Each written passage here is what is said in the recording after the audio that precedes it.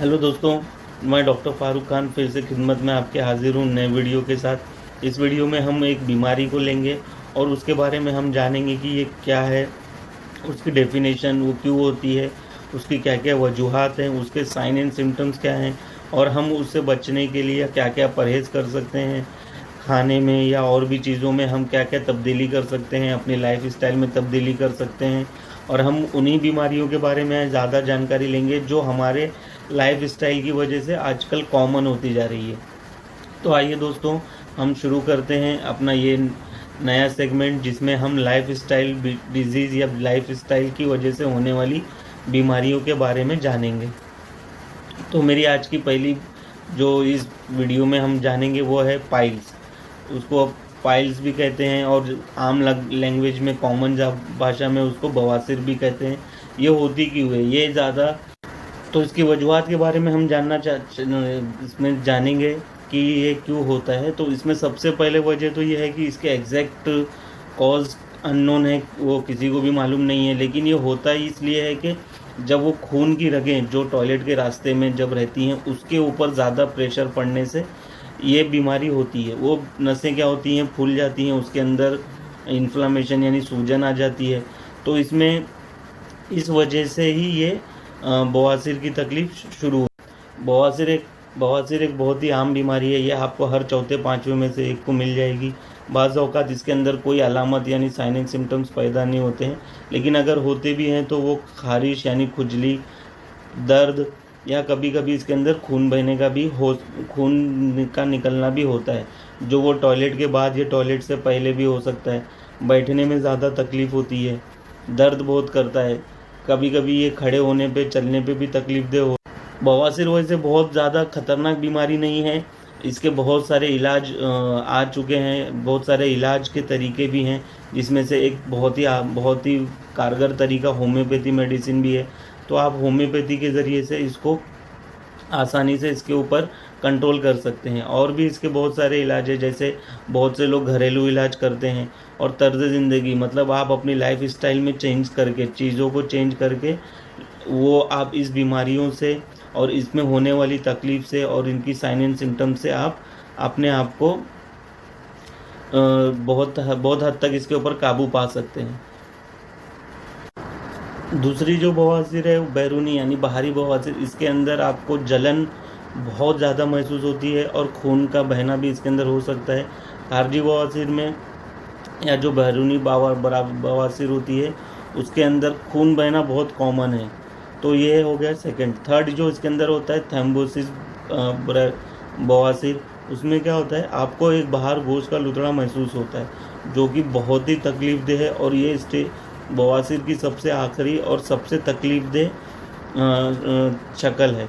इसके अंदर आपको बहुत सारी चीज़ें, जैसे आप बैठने पे आपको गोश्त का लुथड़ा, या धोते वक्त या जब आप उसको वॉश कर रहे होते हैं टॉयलेट के बाद, तो उस वक्त भी आपको एक गोश्त का लुथड़ा जैसे बाहर ऐसा महसूस होता है कि बाहर आया हुआ है। तो इसके अंदर आपको बहुत सारी चीज़ें और भी देखनी होंगी। इसके अंदर शदीद जलन, तकलीफ़ और पेन बहुत होता है। अब इसके अंदर हम देखेंगे कि साइंस मतलब इसके अंदर अलामतें क्या क्या है जिससे आपको मालूम पड़ेगा कि आपको बवासीर है। अब हम इसके असबाब जानेंगे। असबाब मतलब वजूहात, कॉजेज़ की ये क्यों होता है। इसकी सबसे बड़ी वजह यह है कि जब हम लोग टॉयलेट करते हैं तो वो जब हम उसके लिए प्रेशर लगाते हैं या प्रेशर से टॉयलेट करने जाते हैं तो एक किस्म का दबाव, एक किस्म का प्रेशर खून की नसों पे पड़ता है जो कि बहुत ही बारीक होती है। जब उसके ऊपर ये प्रेशर कंटिन्यूस पड़ते जाता है तो फिर उसमें क्या होता है, वो रगें सूज जाती हैं, उनके अंदर वो खून की नलियों के अंदर सूजन आ जाती है। और जब ये प्रेशर एक लिमिट के बाहर या एक वक्त के बाहर ज़्यादा होने लगता है तो फिर वो नसें फट जाती हैं, जिसकी वजह से उसके साथ में टॉयलेट के साथ में खून आना शुरू हो जाता है। तो अब उसके असबाब भी यही होंगे कि जिस वजह से खून के टॉयलेट करने में आपको प्रेशर ज़्यादा लगाना पड़े, जैसा कि बैतुल खला में ज़्यादा देर बैठना। तो बैतुल खला में यानी टॉयलेट में ज़्यादा देर बैठना आदमी तभी बैठेगा जब उसका पेट क्लियर नहीं होगा, जब उसका पेट साफ़ नहीं होगा, तो उस वजह से वो बैठेगा। उसमें सबसे बड़ी वजह होता है कॉन्स्टिपेशन यानी जो टॉयलेट होती है वो कड़क होती है, सख्त होती है, और जब भी कोई टॉयलेट या कड़क या सख्त होगी तो उसको बाहर निकालने के लिए हमको बहुत ज़्यादा प्रेशर देना पड़ेगा, जिसकी वजह से वो खून की नसों पे और एक्स्ट्रा प्रेशर पड़ेगा, जिसकी नतीजे में ये होगा कि वो नसें फट जाएंगी और उसके साथ फिर खून बहने लगेगा। दूसरा है मोटापा, ज़्यादा वज़न होना भी इसकी एक वजह हो सकता है। दूसरा है कम फाइबर वाली ग़िज़ा, जिसके अंदर फाइबर कम हो, जैसे कि जंक फूड हो गए, मसाले वाली चीज़ें हो गई, ज़्यादा पकी हुई चीज़ें हो गई, ज़्यादा फल फ्रूट जो नहीं खाते, सिर्फ वो प्रोटीन्स के ऊपर ज़्यादा रहते हैं, जैसे चिकन है, मटन है, इन चीज़ों को ज़्यादा इस्तेमाल करते हैं, फाइबर का इस्तेमाल नहीं करते, जैसे कि फ्रूट्स वगैरह हैं उसका इस्तेमाल नहीं करते। तो ये चीज़ें क्या होती हैं, आपके टॉयलेट को और सख्त बनाती हैं। फाइबर अगर होगा तो टॉयलेट एकदम मुलायम होगी, नरम होगी, जो कि आसानी से पास हो जाएगी। लेकिन अगर आपके खाने में फाइबर कम है और प्रोटीन्स वगैरह ज़्यादा है, मतलब उसकी क्वांटिटी ज़्यादा है, तो उस वजह से टॉयलेट बहुत सख्त होगी, हार्ड होगी, जिसको हम कॉन्स्टिपेशन या उर्दू या आम लैंग्वेज में कब्ज़ भी कहते हैं। अब बवासीर की तकलीफ़ को हम चार कैटेगरीज में बांट सकते हैं, जैसे first, second, third, fourth. First में क्या होता है, इसमें सिर्फ खून बह रहा है, लेकिन कोई बाहर गोश्त का टुकड़ा आपको बाहर नज़र नहीं आता, तो ये इसकी है पहली कैटेगरी, जो कि बहुत ही ज़्यादातर देखने को यही मिलता है। फिर इसके बाद आपको मिलेगा दूसरी कैटेगरी में ये होगा, टॉयलेट करने के बाद आपको ऐसा लगेगा कि कुछ चीज़ बाहर आ रही है, लेकिन जब आप टॉयलेट कर लेते हैं तो वो खुद ब खुद अंदर चले जाए, आपको महसूस होगा कि वो अंदर चले गए। तो ये उसकी दूसरी कैटेगरी। तीसरी कैटेगरी में आपको ऐसा लगेगा, जब आप टॉयलेट करने के बाद ऐसा लगेगा कि आपको वो गोश्त का टुकड़ा कोई बाहर आया है, लेकिन वो खुद ब खुद अंदर नहीं जा रहा है, आपको उसको हाथ से धकेलना पड़ रहा है, तो ये उसकी आती है थर्ड कैटेगरी। चौथी कैटेगरी में आएगा कि वो टॉयलेट करने के बाद भी किसी भी सूरत में अंदर जाने को तैयार नहीं है, जिसकी वजह से हम उसको चाहे आप हाथ से धकेलें वो बाहर अंदर नहीं जाता। तो ये उसकी सबसे आखिरी और एक्सट्रीम कैटेगरी है, जिसमें वो फोर्थ कैटेगरी में फॉल करता है। कॉम्प्लिकेशन यानी पेचीदगियाँ, कॉम्प्लिकेशन इसके अंदर बहुत हो सकती हैं, लेकिन उसमें सबसे जो बड़ी है और जब सबसे मेन है वो खून की कमी, क्योंकि जब ज़्यादा खून बह जाएगा, जिसकी वजह से आपको खून की कमी, हीमोग्लोबिन की कमी भी हो सकती है, और जब रेड सेल कम होने लगेंगे, यानी ब्लीडिंग हद से ज़्यादा होगी, तो आपकी खून की कमी लाजमी है कि ये होना ही होना है। और दूसरी बहुत सारी और भी उसके कॉम्प्लिकेशंस हो सकते हैं। इसमें तो कोई दूसरी राय नहीं है कि आप डॉक्टर के पास कब जाएं, क्योंकि डॉक्टर जब खून आपको दिखने लगे टॉयलेट में पहले या बाद में, या आपको उसकी तकलीफ़ होने लगे, तो आपको जल्द से जल्द डॉक्टर के पास जाना चाहिए।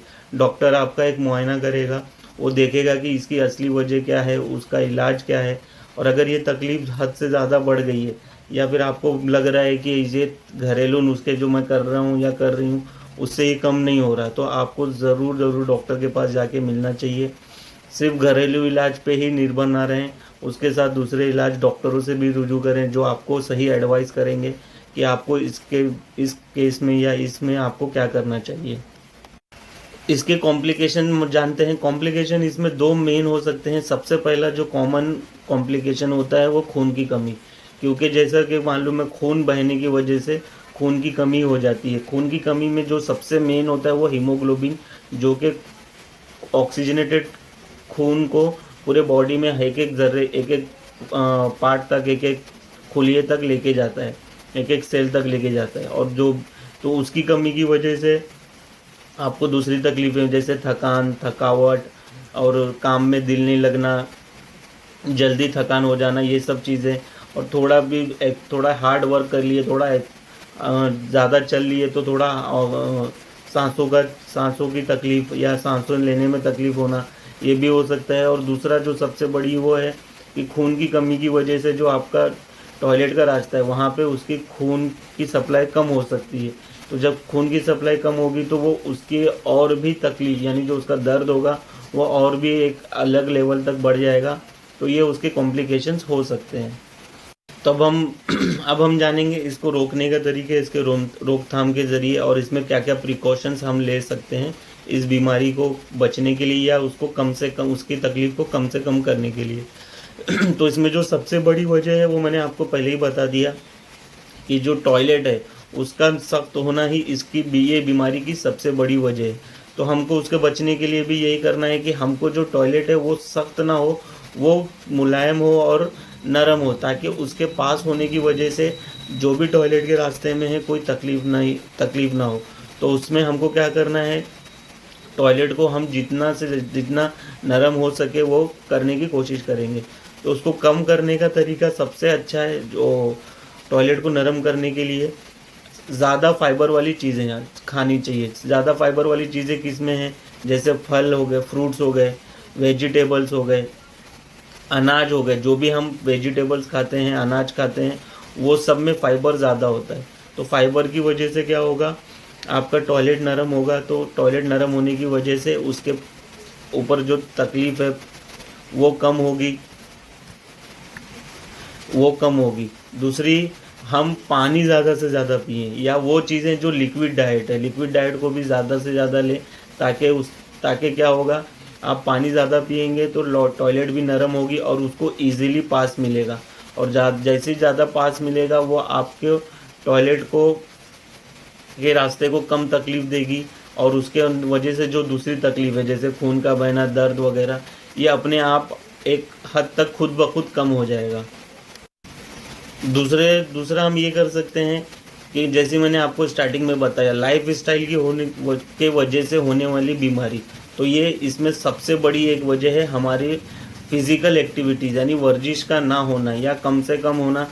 तो ये उसकी वजह से ये होने वाली सबसे बड़ी तकलीफ़ों में से एक है, जो आपको कॉमनली दिखेगी। तो इसके लिए हम क्या कर सकते हैं, हमको कम से कम अपनी बॉडी को एक्टिवेट रखना है। एक्टिवेट मतलब वो इसके ज़रिए से, एक्टिवेट मतलब आप एक्सरसाइज करना चाहिए, घरों से बाहर निकल के वॉकिंग और रनिंग करनी चाहिए।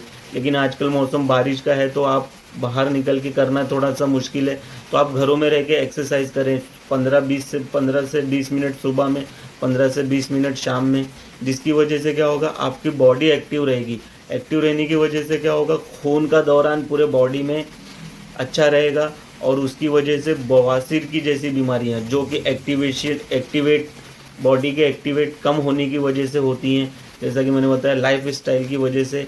और हमारा लाइफ स्टाइल क्या है, सिर्फ बैठने वाला, और एक्सरसाइज, घूमना और चलना तो ना के बराबर ही होता है।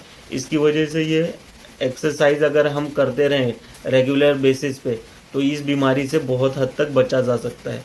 दूसरा है कि आप ज़्यादा देर बैठने से भी परहेज़ करें, यानी मुस्तकिल बैठने से भी परहेज़ करें। इसकी होम्योपैथी की तरफ, होम्योपैथी वैसे तो एक होलिस्टिक अप्रोच है, जिसमें हम पूरे बीमारी को दवा ना देते हुए हम पूरे बॉडी को दवा देते हैं, ताकि वो अपनी बीमारियों से खुद लड़े। वाइटल फोर्स जिसको हम कहते हैं वो, या इम्यूनिटी पावर, वो बीमारी से खुद लड़ने के लिए बॉडी अपने आप डेवलप करती है। तो होम्योपैथी में एज सच स्पेसिफिक कुछ नहीं होता कि बीमारी ये हुई तो हम ये दवा दे दिए। जैसे कि ये बहुत सारे लोगों को या यूट्यूब के ज़रिए से या लोगों ने बताया कि भाई मुझे ही डॉक्टर ने ये बीमारी में ये दवा दी थी तो आप भी ये दवा कंटिन्यू करो, इस तरीके से नहीं होता। होम्योपैथी के लिए इस तरीके से काम नहीं करती। लेकिन फिर भी बहुत सारे लोग, जैसा कि आप कॉमनली देखे होंगे कि अगर अच्छा आपको टॉयलेट के बाहर ऐसा अंगूर के गुच्छे जैसा लग रहा है तो एल्यूमिना एक दवा है वो ले लो, या जलन बहुत ज़्यादा है तक आपको बैठे नहीं जा रहा, रेस्टलेसनेस है तो आर्सेनिक आल्ब ले लो।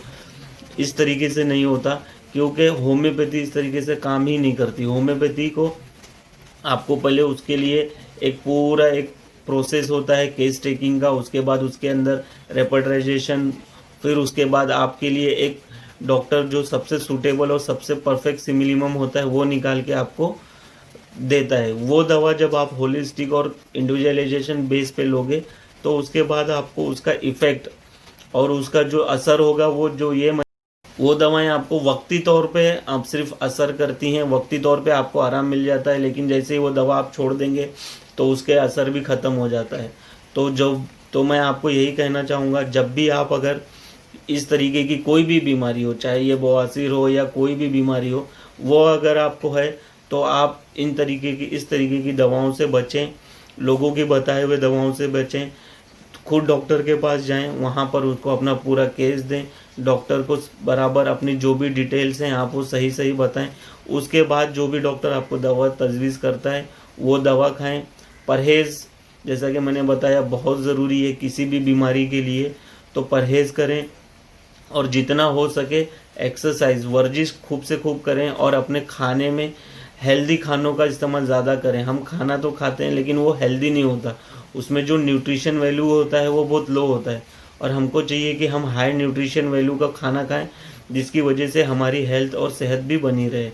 तो दोस्तों, कैसा लगा आपको मेरा ये वीडियो, कमेंट करके आप मुझे बता सकते हैं। और भी इस तरीके की जानकारी लेने के लिए आप मेरा वीडियो यूट्यूब चैनल लाइक करें, शेयर करें, सब्सक्राइब करें। तो दोस्तों, मिलते हैं हम आपको अगले वीडियो में। बहुत बहुत शुक्रिया, बहुत बहुत शुक्रिया।